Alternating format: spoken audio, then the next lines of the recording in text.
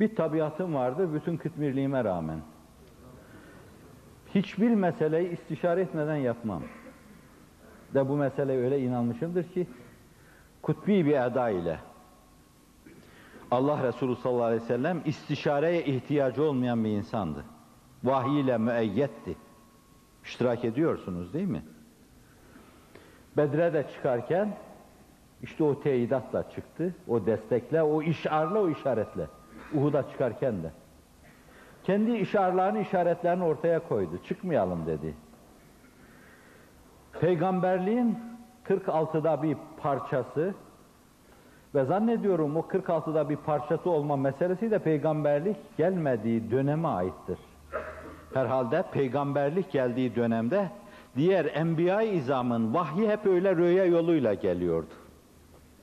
Burada önemli, usulü hadis açısından üzerinde durulacak bir husustur. Çünkü Efendimiz o rüyayı Medine'de gördü. Yani nübüvvete açılmış bir insan olarak gördü o rüyayı.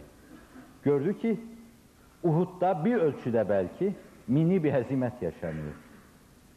Ben onu öyle diyorum çünkü o zevata saygımdan, insanlığın iftihar tablosuna hezimet gibi yakışıksız bir kelimeyi izafe etmekten kaçındığım için.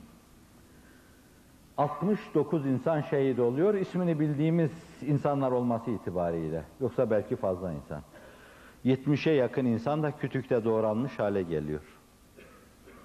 Ve bir o kadar insan da harp edemeyecek hale geliyor. Ama Efendimiz vicdanen gayet rahattır. Çünkü istişare ederek oraya çıkmıştır. Ve içine bir şey gelmesine Allah müsaade etmeden de ona buyuracaktır ki وَلَوْ كُنْتَ فَضًّا غَلِيظَ الْقَلْبِ لَنْفَضُّ مِنْ حَوْلِكَ. Sen yumuşak huylu bir insansın. Ben senin tabiatını nazara vererek sana bir şey söyleyeceğim demektir bu. Eğer katı kalpli olsaydın, fakat tabiatı nazara itibara alınınca buna muhal farz denir. Senin tabiatın öyle değil. Haşin olsaydın, çevrendekiler dağılır giderlerdi. Bak sen öyle değilsin. Onun için dağılıp gitmediler. Dağılıp gitmemeleri de gösteriyor ki hakikaten sen yumuşak kalpli birisisin. Çünkü zaten başta linte lehum diyor. Sen onlara yumuşak davrandın. Lam faddu min havlik fa'fu anhum. Affet onları diyor. Kimi? Seni Uhud'a zorlayanları. Fa'fu anhum vestagfir lehum. Affetmekle kalma ikinci merhale. Bir de içtihat hatasında bulundular. Rabbinden onlar için mağfiret dile. Senin gibi sultanlar önlerine konan maide-i semaviyeyi tek başına yemezler. Çevrelerindekilerini istifade ettirirler. وَاسْتَغْفِرْ لَهُمْ وَشَاوِرْهُمْ فِي الْأَمْرِ. Bir de bu işi son bir kere de onlarla görüş, meşveret et diyor. Meşveret etmişti. Meşveret onu o girdaba itmişti. Meşveretin neticesine uyma onun dişini kırmış, başını yarmıştı. O meşveret neticesinde 70 tane güzide arkadaşını ki bunların içinde göklerde bir kısım siyerdeki tespitlere göre Allah'ın arslanı diye yazılan amcası Hazreti Hamza'yı kaybetmişti. Gözyaşları ceyhun olmuş, akmıştı günlerce. Herkes ağlamıştı. Meşveret etmişti ve bunlar olmuştu. İşte o kutbi tespit şudur.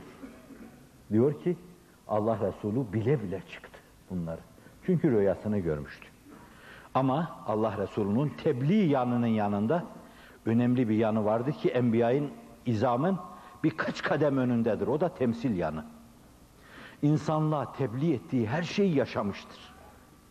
İnsanlara ne sunuyorsa mesaj adına onu yaşamıştır. O meşveret meselesini bizzat orada temsil etmek için değil 70 arkadaşının şehit olması, değil 70 arkadaşının yaralı olması ve Medine'de uzun zaman inkisar yaşanması, Medine'de taş taşın üstünde kalmasaydı bu önemli temsil adına Allah Resulü yine çıkacaktı diyor. Meşveret bu.